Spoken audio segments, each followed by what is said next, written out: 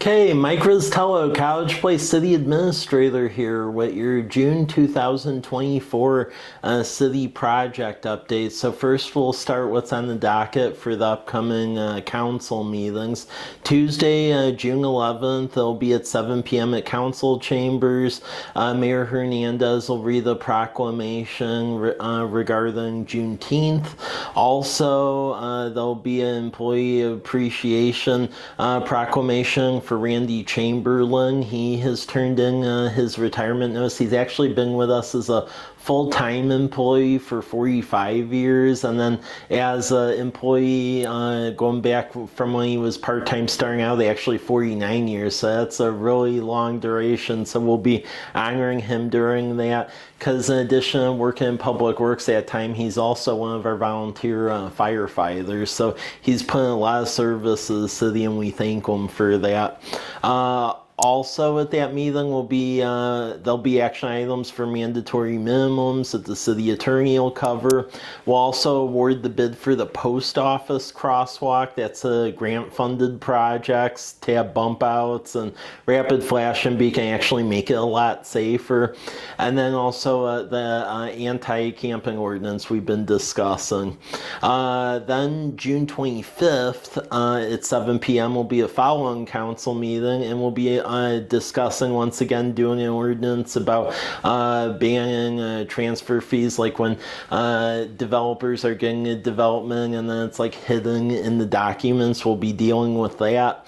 And then also having discussion about some potential water consolidation studies. So Villages of Garrison Creek, the Homeowners Association, they've sent us a letter, and we're working with them to try to get some state grant funding, because the water system in there is actually private. The whole thing's owned by the Homeowners Association, and it's having maintenance issues. So we're going to work cooperatively with them, try to get some state money, and then essentially upgrade it, and then have the city take over the water system part. That's the general concept. Also, we received a consolidation request from Irrigation District 14. They provide some water in the northwestern quadrant of the city and some outside. So we're going to go to the state to try to get some grant money to do a consolidation study with them and truly see what all the ins and outs are of that, so we can all make an educated decision.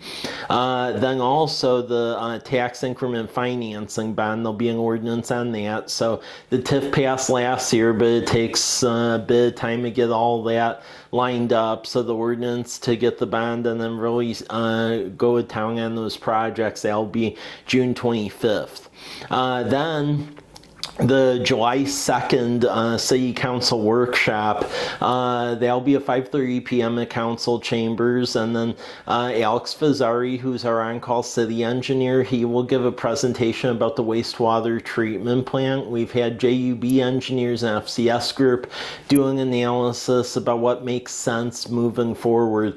Just upgrading our own plant, send some treated sewage up to Walla Walla, and then go from there, or which option is the best for everyone and most cost effective. So he'll be presenting that at the July 2nd workshop, and we'll go in depth on that.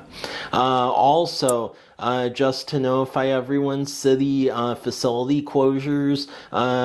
June 19th, city facilities will be closed in observance of Juneteenth holiday, and then 4th of July will be closed in observance of 4th of July. Now going into departmental reports, fire department, if anyone wants to volunteer, because please keep in mind we're different than like City of Walla Walla, we're a combination agency. So that means essentially full-time personnel support the volunteer personnel. So if you're interested in volunteering, please call 509-529-6506 or visit the firehouse over on College Avenue, 629 College Avenue. Also, they'll be starting to work on the wildland fires. We get in a fire season, so we participate in that with mutual aid agreements where folks call for us. We essentially send equipment out there. Also, fire department is working with Walla Walla County on an update to the hazard mitigation plan and the wildfire plan. This is critical as it has an impact on everyone's fire insurance premiums and also the ability to get grant money. So you'll be seeing surveys coming out of the County Emergency Management Office. We'll share them on social media and newsletter. Please fill them out because that plan essentially covers everything for the next like 8 years. So it's really important. Also, a lot of folks ask questions about who can I call if there's properties or empty properties that have ridiculously tall weeds. And our fire marshal, he handles all that. So all the other code enforcement stuff would be code enforcement and police department, but for weeds, since it's a fire hazard, that's over in the fire department. So you can call that 509-529-6506 or email Fire Marshal John Boose at jboose, so JBOOSE at cpwa.us. And also fire department, we end up getting some grant money to change out their HVAC and other mechanical systems, so you'll be seeing that take place all through the fall. Going into the police department, very happy to report Chief Tamarson's team once again got the department accredited. That's a really big deal, especially for an agency of our size with the population, so great job on that. Also, police department is in the process of doing a facility study, so you're going to start to see information about that. So there's 2 studies going on in tandem. One is police department, other one's the public works yard. So with the police department, they're in a building that was previously an auto mechanic shop and also student apartments. So, that isn't really designed for law enforcement. So we're really going to need to look at the appropriate facility that's also hardened and meets current day requirements. Same with the public works yard. That yard actually predates the city existing as a city. It's a group of little outhouse buildings and chicken coop buildings that have been repurposed into facility buildings. That's not really appropriate for a city of 10,000 people. Those facilities go back in 1920 and 1940s, so really old. So you're going to be seeing information come out about that, and we'll be getting input from everyone, but it's really important because that really is not reflective of current needs, and we need to really update this stuff. So that's where it's coming from. Human resources, there'll be some public works positions opening up because, retirement of Randy Chamberlain, and then also city growth. So keep an eye out on that. That's through our website, cpwa.us. City clerk's office, they're the ones that handle all of our community events. Farmers market, that's going off without a hitch. It's up at Kiwanis Park because of Lions Park construction every Thursday, 4 to 7 p.m. Please attend and shop local. They accept SNAP, EBT, all that good stuff. And there's live entertainment every farmers market, and each of the events is themed as well. So really good event. Also, Movies at the Park is back. So first one will be the night of June 22nd at sunset, and they'll be at Kiwanis Park as well. And then, hard to believe it, but we're already coming up on Freedom Festival. That's going to be Sunday, June 30th, 6 to 10 p.m. at the grounds of College Place High School. So we'll have vendors, food. Once again, we'll have entertainment. Diego Romero Band will be playing, and then also a fireworks show presented by the City and Columbia REA. As we get into the summer, youth rec programs are really important. So thanks to working in partnership with United Way of the Blue Mountains, YMCA is running the summer camp, grades 1 through 6 up at Kiwanis Park all during the week, basically $100 a child, and that's being supported by a lot of grants and so forth to bring down the cost to families. Also, YWCA, they have the Fun Factory events, and those are every Friday from 10:30 a.m. up to noon over at Kiwanis Park. Those are actually free for kids to attend. So please support the YWCA Fun Factory event. Administration, we're actually going to do a significant update to our strategic plan because the last big update was back in 2017. So we've hired Sageland Strategic. They'll be guiding that. So getting input from department heads, council, leadership, and community. There'll be a lot of surveys to our residents and also our commission. So be aware of that. As far as some credentials, happy to report both cities were accepted as a blue zone for 2024, so that's official. We met all the benchmarks for wellness. And then also, both City of Wawa and College Place are the first accepted creative district in the state. So with that opens up a whole litany of grant opportunities for arts, such as like statues, food making, anything that can loosely be connected to art, you can get essentially funding for. So you'll be hearing a lot of updates about both cities creating a joint task force because we have to work through a strategic plan for that, but it opens up a litany of opportunity.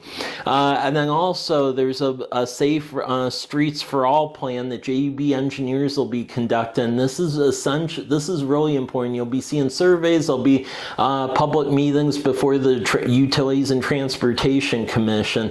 We essentially have to do this plan mainly because of federal Department of Transportation requirements so we could get some construction money. So when you go and you read the surveys, you'll be like, hey, I read this before. Don't you already have the plans? Yes, we do. But federal DOT, regardless, makes us do it to meet their framework. So please participate. It'll basically be a merge of our local road safety plan, ADA transition plan, and then complete street efforts. So really important. Finance department, they'll be starting already the draft of fiscal year 2025 budget. So keep an eye out on that. And then also our 6-year investment plans for capital facilities, equipment replacement, and information technology, because we project all that out. Community development, they're very busy. So community development, they're participating with the rewrite update of the countywide planning policies. Those are really important because they guide growth for the whole community.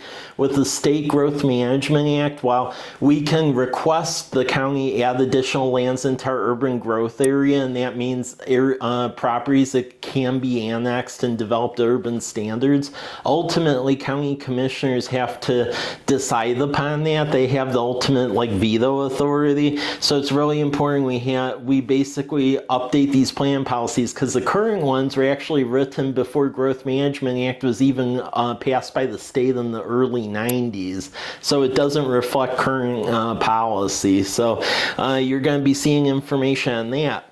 Also, Park Board is updating our park plan. That expires every 6 years. And this is really important because we need an updated one to get the state grant money. Because as you've seen, we've been very successful getting grants. Lions Park, Kiwanis Park, Veterans Park. And the only way we get that is with an updated park plan. It has to be updated every 6 years. So that's what we're doing. Also, comprehensive plan, that's going to kick off soon. So we're at the cycle for that. And that guides growth and everything for communities. So a lot of our advisory commissions will be dealing with that. And then economic development strategy, which was part of the comp plan. We end up getting a grant from the Federal Economic Development Administration to do this. This is really important because doing it within their framework opens up a whole bunch of grant opportunities through their office for infrastructure. And then also very happy to report through State Department of Commerce, we actually got a grant to add a staff person in the Community Development Office to facilitate quicker turnaround times on planning approvals because we're super nimble with building permits. But first to admit that as far as planning approvals for short plats and such, we are a little slow. But you have to remember, for all of our planning, we only have one staff member and they also act as a department head for building, planning, and IT. So a lot of duties on a single person. So we will be adding another person. We believe that'll make planning and function a lot more nimble. Then going into public works, this year is like the year of construction. I apologize for that, but at the end we'll actually have newer infrastructure, so it's a sum everyone has to suffer through, and we'll get out to the other side, but we'll know this stuff as it's being rebuilt. So Eastern Oregon Contracting, if you go out there, Damson Avenue from Rose to Cargill's being rebuilt. So curb, gutter, sidewalk, new pavement, new water, sewer, and storm underneath. As part of that, we are also doing that rechannelization and rows between Lambert and Wallula and Cary to match what Wall is doing on their part. So basically 3 lanes, bike lanes, and then there'll be a weird merge of the bike lanes onto the multi-use path at Lambert. Also, PED street lamps will be added on rows between Ash and Cary Court. State Transportation Improvement Board's paying for that. Post office crosswalk, that bid will be awarded basically June 11th, and we'll have the bump outs there. Lions Park is heavily under construction. That should be done, knock on wood, by next May.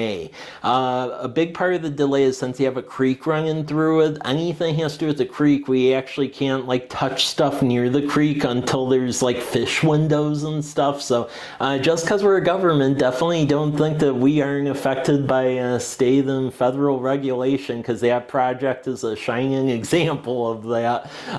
So we'll get through it, but a lot of delays are because of fish windows, a lot of really bizarre requirements with the litany of grants that are going to pay for it. Wastewater, Lift Station 5, that's that coffee can lift station contraption in Southwest First. That project has been awarded over to Apollo. So what's going to happen at that project is Southwest First between Evans and Academy Way will be completely reconstructed. So new pavement, new wastewater lines, sidewalks actually, and then an appropriate lift station with actually a backup generator, because the current one has no generator, so that'll be a major help. First part wastewater treatment plant, we awarded that as well, so change out mechanical equipment, we're under state order to do so, so ecology money's paying for that. Well number 8, that's a new well on Southwest Teal. That's being drilled right now, and then we end up getting funding to actually do the well house and get everything all hooked up, so that's a big deal. And then a huge project is sewer lining. So we don't have to dig a trench and spend a ton of money replacing pipe. There's a process where essentially they take a poly resin tube, heat it up, and then cook a new pipe inside an old pipe without trenching. So it's manhole, and then you cut out the space for connections, and you're good for decades to come. Through State Department of Ecology, we actually ended up getting about 10 years worth of grant money to do 10 years worth of sewer lining. So we're going to put out the maps. In situ form has been contracted to do that, but it's going to be like all over town. So it'll just be brief closures, but again, apologize, but at least we're getting outside money and our infrastructure will be good. Then Public Works, when you see engineering crews out, there are a lot of projects we're also working on teeing up for coming years. So thanks to MPO, Metropolitan Planning Organization, and Transportation Improvement Board, we have grants to go build a sidewalk on 8th Street from College to Larch, and then bump outs to get safely across Larch. So that's what they're collecting data to engineer that. Ecology gave us a grant to put in stormwater infrastructure in Southwest 10th from College to Bade, so we're starting to engineer that. Same with Southeast Birch, 4th to 6th. Then Majanier Road, we end up getting a litany of grants, and also TIF is paying for that. We're in the right-of-way acquisition phase, and we're trying to tee that up for construction next year. Rebuilding that to urban standard from College Avenue to Blueview. Veterans Park, we have some grants for them. We're actually trying to get more grants so we could change out some rec equipment and multi-use fields, so expect that to be updated next year. Whitman Drive, we're trying to get money for the back entry of Home Depot. Mainly it facilitates some pretty interesting development right behind Home Depot, so you'll see more information on that. East-west road across from the high school, because we're going to start to see the application come in for that residential development. There's engineering associated with it. You'll see it. And then 2 water projects. We have FEMA money to do a seismic retrofit of our water tower in the middle of town at the Public Works yard. So additional cross bracing and then repainting. So you'll be seeing that in coming years. And then also we're assembling together money for a newer water tower on the grounds of the wastewater treatment plant. Reservoir 4 would be a 1 million gallon tank, and it's being engineered right now, but I believe we'll be ready to go to construction sometime in later 2025. And the last project is we're working through getting money all assembled for the new community center. So once Lions Park is done, move to phase 2, which would be changing out the community center.